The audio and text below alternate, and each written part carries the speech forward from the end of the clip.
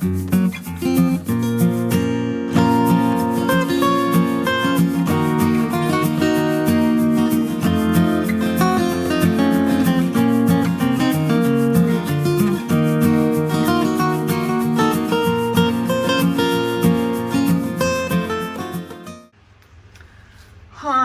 viewers, you can see my pile of vegetation I've tipped out of the pot, which is a Sarcochilus hybrid going back donkey's years. The information on the original label goes back to 97, 27th of July 1997, which is when I'm guessing whoever had it. It was sold by Lawrence Hobbs in his nursery many moons ago. I reckon I've had it since about 2012, and it used to grow. I used to be able to get it to flower, but for years I haven't, and it's not dead, as you can see. But I thought this was a species, and it wasn't. I gave my species away because it didn't grow in my environment. Perhaps I should have hung on to it, because now that we're managing to get the Australian hybrids to flower, and they like the new environment, which is an environment that this one hasn't particularly been in, I'm going to pop this up, and I'm going to hang it up in the roof like the others. And this is going to be put together in bits because I've got to do the cultural part of the video yet, and I'm not doing that today. I'm just doing it while the sun's not out and it's a bit cooler in the greenhouse, because I need to see if I can convince this that it really does want to grow and flower, because I can't remember what the flowers are like. And it'll be quite interesting. It's all in bits. I mean, it's several bits and plenty of live roots, plenty of dead roots as well. We'll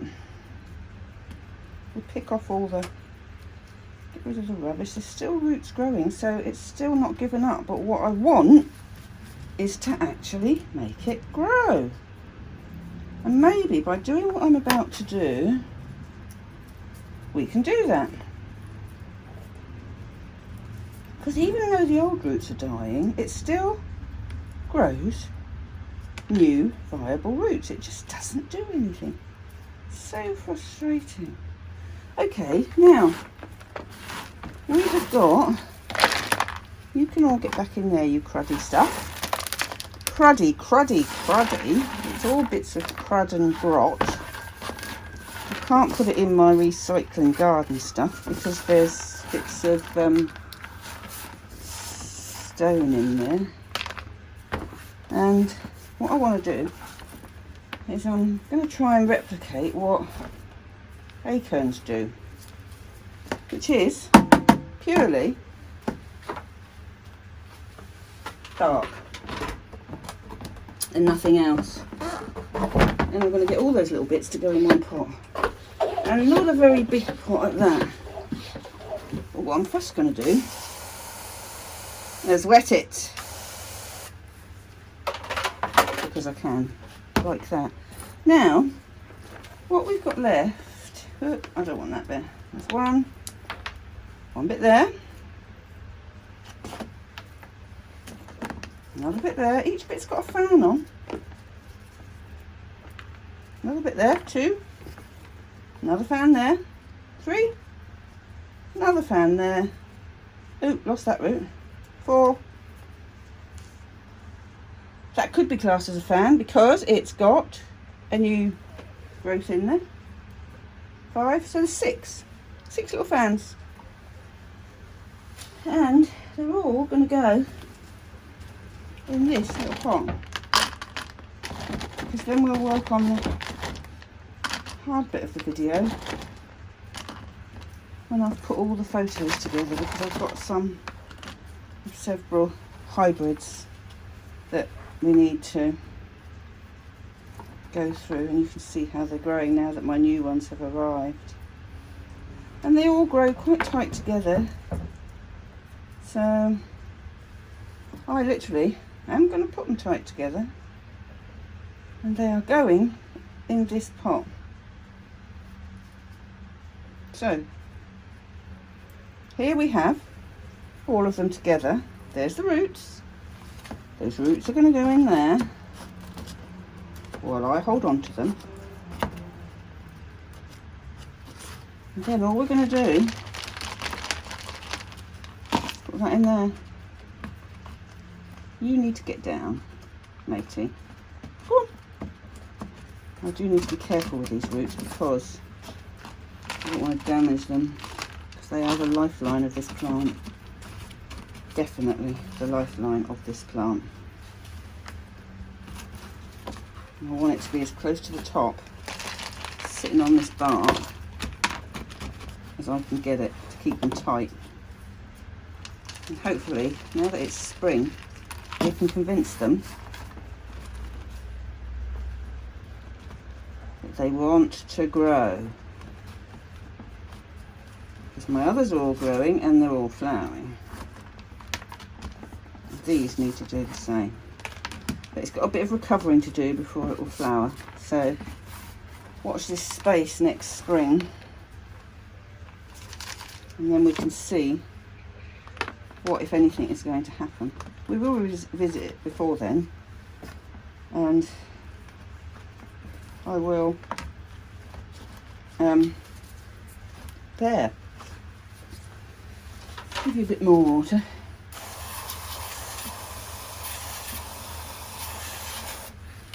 Maybe the whole secret to this was to keep it in somewhere where there's light. I think my plan was to put it on there like that, and then put that through there like that, and there like that, until I can find a bigger saucer. I have got bigger saucers, but I just want to hang on to that one because I've got no room in the two big trays I've got up there. So it's Sarcochilus Hartmannii Aussie cross with Bob Dean. So I assume that means Sarcochilus Bob Dean. But what I'm going to do is go indoors and look it up and see. And that's that all for now, but we are going to revisit this before too long with the other stuff, so keep watching. Hi viewers on this lovely dull Sunday afternoon, but it's become a necessity to film these flowers because some of them, like that one, are losing the flowers. So I'm going to try and put this video together on the Sarcochilus. Now they come basically from Queensland in Australia. Well, they come from Queensland and New South Wales in Australia. There's a huge nursery over there. I've mentioned him before, Scott Barry, in a place called Carnura, and the nursery name is Burrito Orchids. And he came over to this country, I think it was 2015, when it was the Congress at European Congress in London, and he gave a talk which I didn't go to, I missed it, and it was arranged that flasks would be brought over, and they took pre-orders from orchid societies who wanted to purchase the flasks. He also had some sent over to Acorns in Belgium, who now hold this massive range of these hybrids.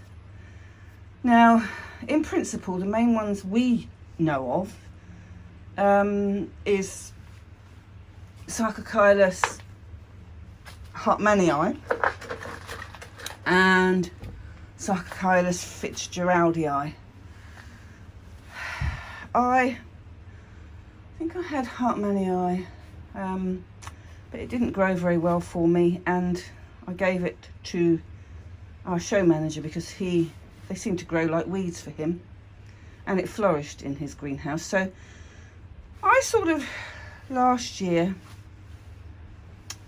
bought some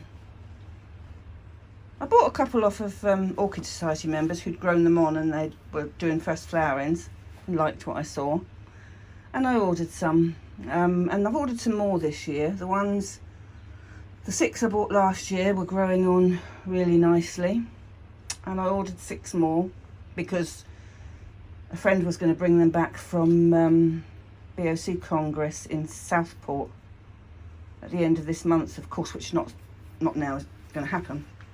So I ordered them direct from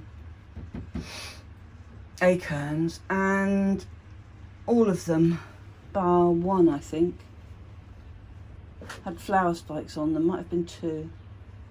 So I've got flower spikes on those as well. But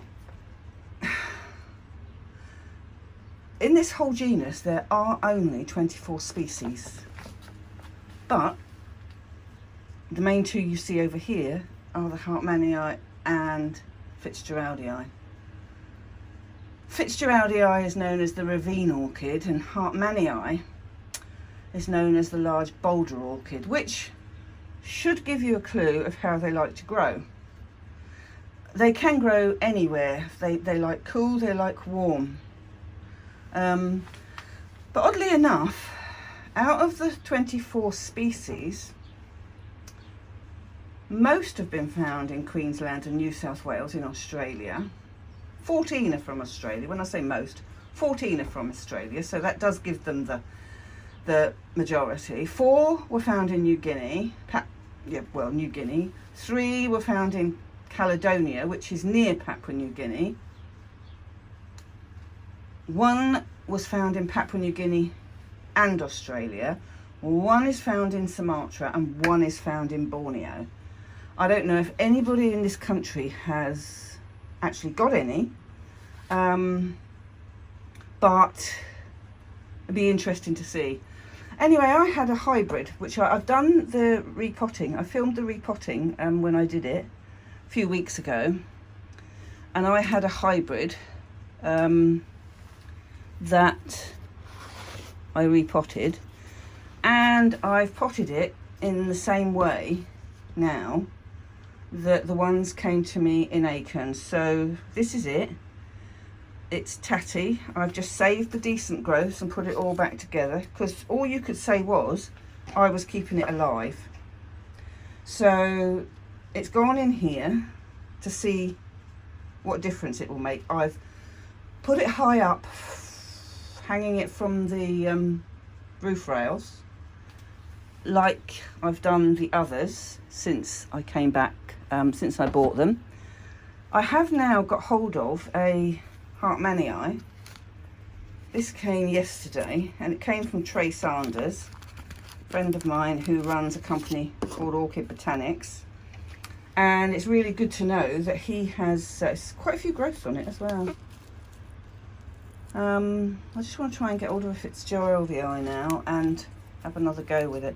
And this one has flowered as well. There's flower spikes in there. So there's my finger. There's my finger. He's flowered this year, but he's got good roots, so I'm not going to take it out of there. I am going to grow it higher up. It's got a damaged leaf from where it travelled, but so now I've got the Hartmannii species. It is the only species I've got, but I am going to buy a Fitzgeraldii. Acorns have got a Fitzgeraldii species for sale. So, excuse me, I am going to buy that, but it'll be a lot smaller than that because it's only well, mind you, this one I paid £17 for that plant, which I think is amazing because it's a good size. All right, we've got broken tips to some of the leaves, but we can live with that. It will grow on and it will grow out. It'll be okay. But they flower, bizarrely, different times.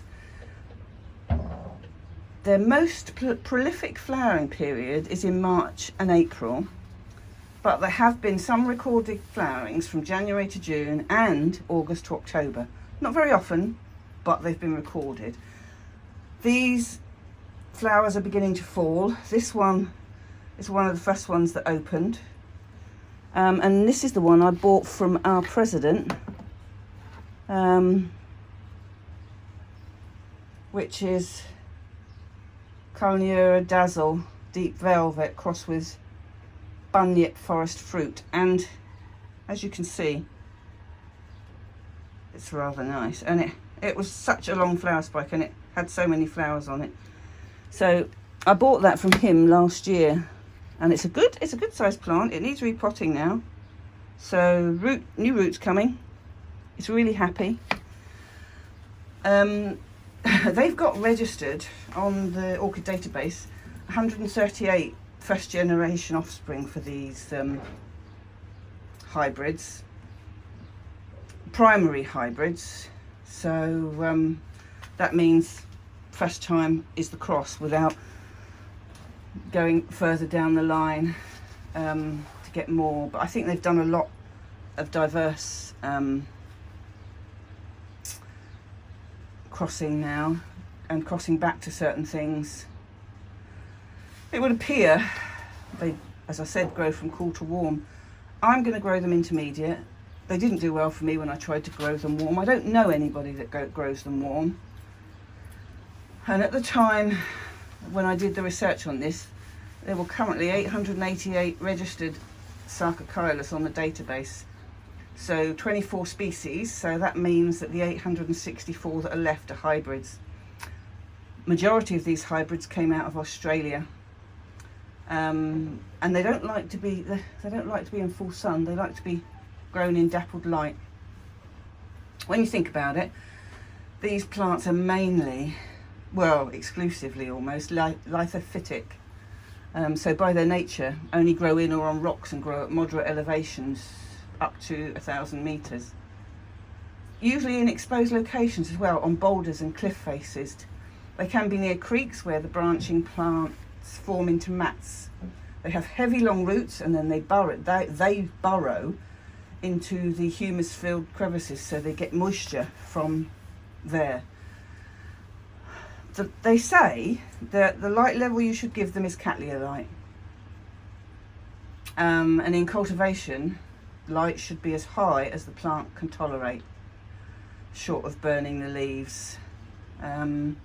They also need strong air movement, and where I've hung these, and I'll hang them back up once I've shown you the plants so that you can see, they're at the far end of the line, but they're in the line with one fan. I've got two big fans going either way in this greenhouse, so it should go round circular. They like high humidity, 60 to 65% year round. Fertiliser should only be quarter to half strength and applied weekly. And it's another one of those that likes high nitrogen in the spring to midsummer, and then high phosphorus in the late summer and autumn. Shouldn't have any salt build-up in these plants. You should flush them every few weeks. Their summer day temperatures in the environment where they live averages 26 degrees, night averages 16 to 17. In the winter, their day temperatures, again, they're 16 to 21 centigrade, and night 6 to 9, so they drop down a lot in the winter, which is a bit like here in the UK. They don't have a true dry season, although you wouldn't didn't fertilise them through the winter. You can give them small feeds by all means, but I didn't. They do like a distinct seasonal variation in the temperature because it promotes the growth for the flowers, and the roots should be moist, but they shouldn't sit in water. And obviously in summer you might need to spray them several times a day in hot weather. In this hot weather though, I've got them hung up on the hooks, and I'm sort of spraying them every couple of days. So, and we've had some high temperatures.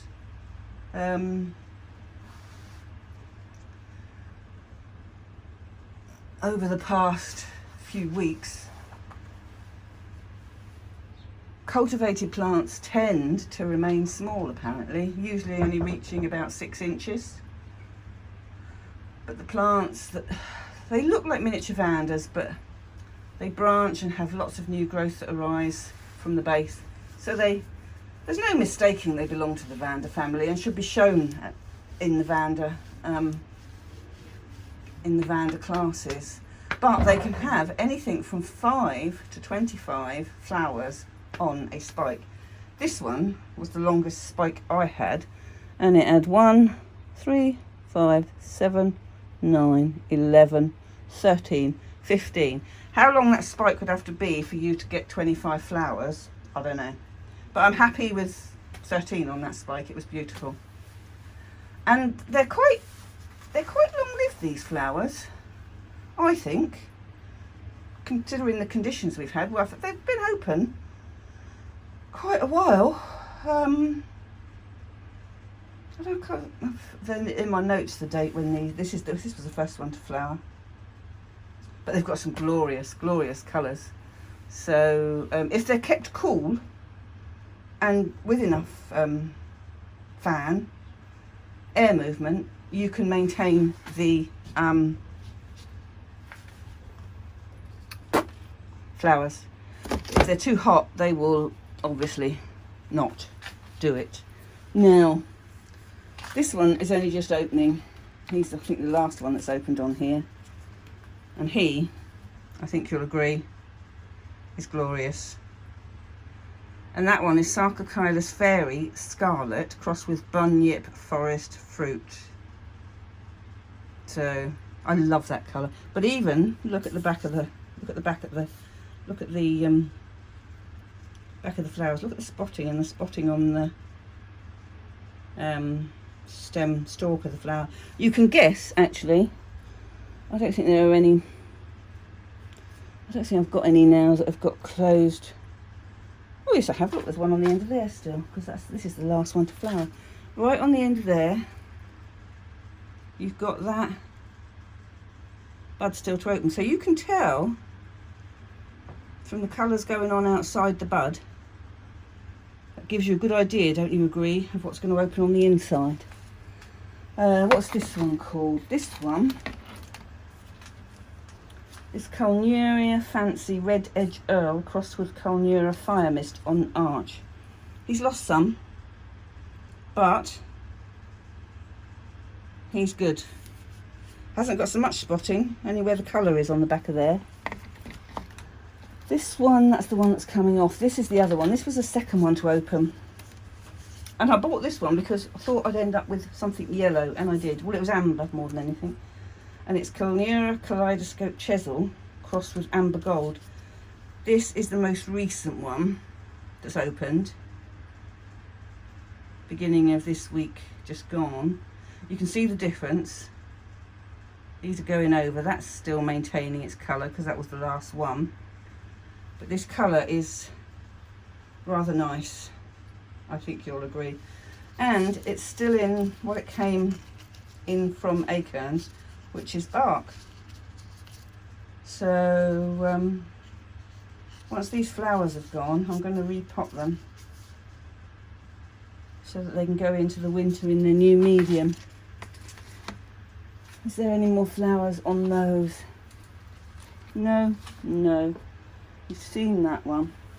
So I'll hang these back up and then I'll get the other tray. This is one. This is another one I bought from our president of the Wessex. It's a bit smaller, but I bought it because I think with a name like that,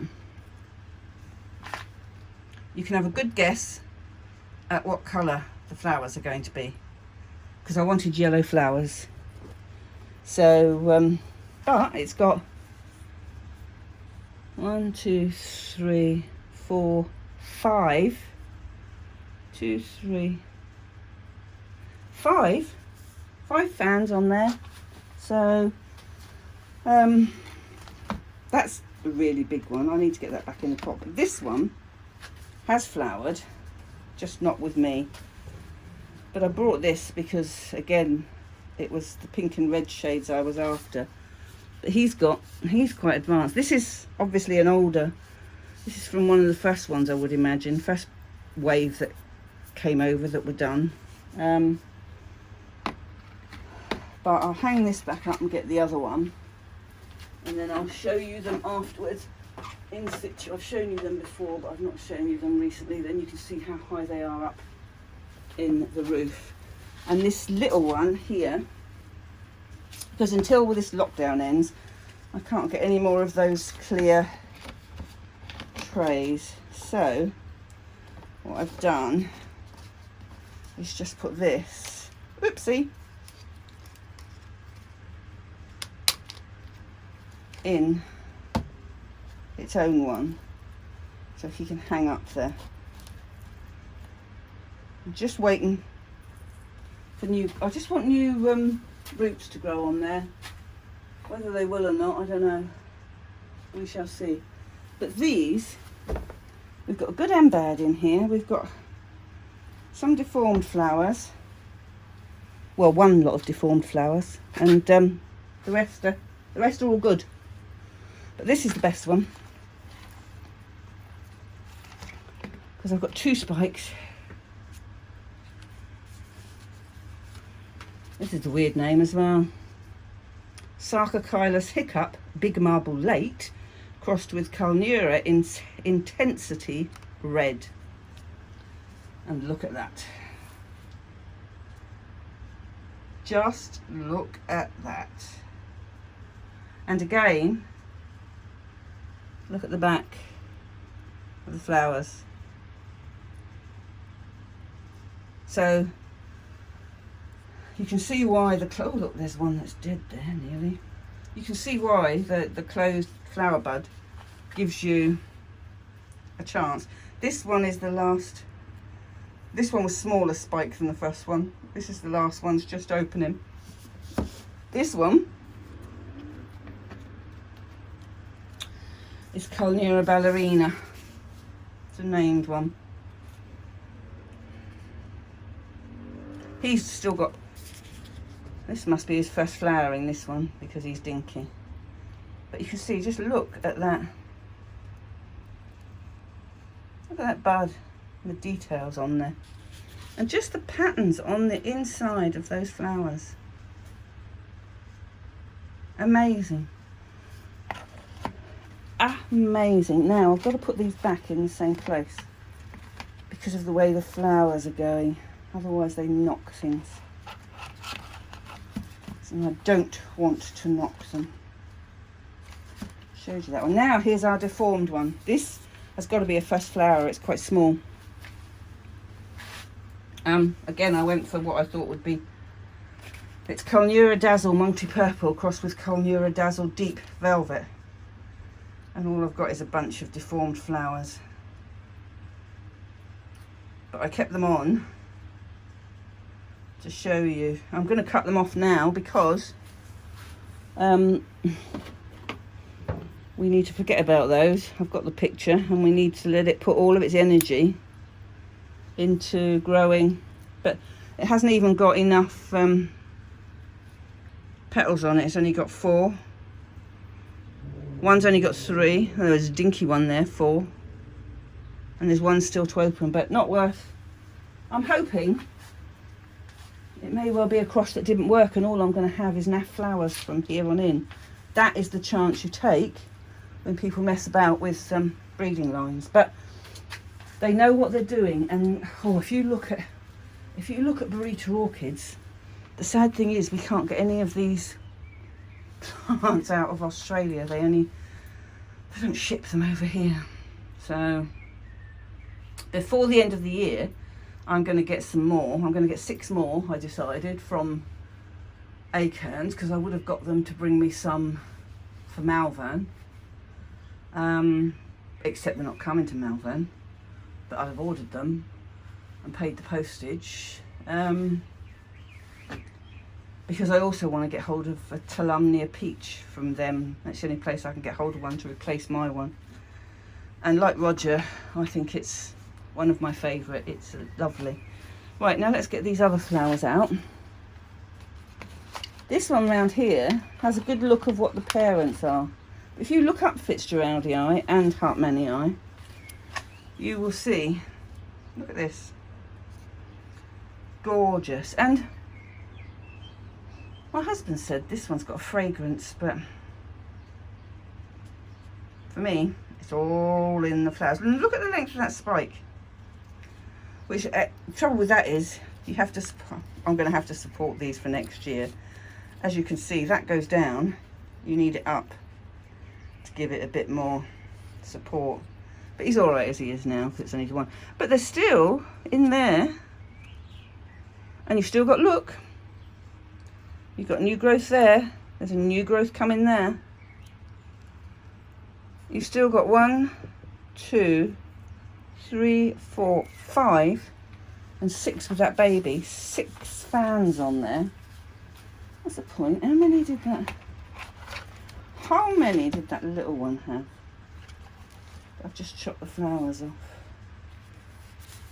Oh, well, you can see he's growing because he's got his new roots are coming. Oh, and this side, he's got a new root coming this side as well.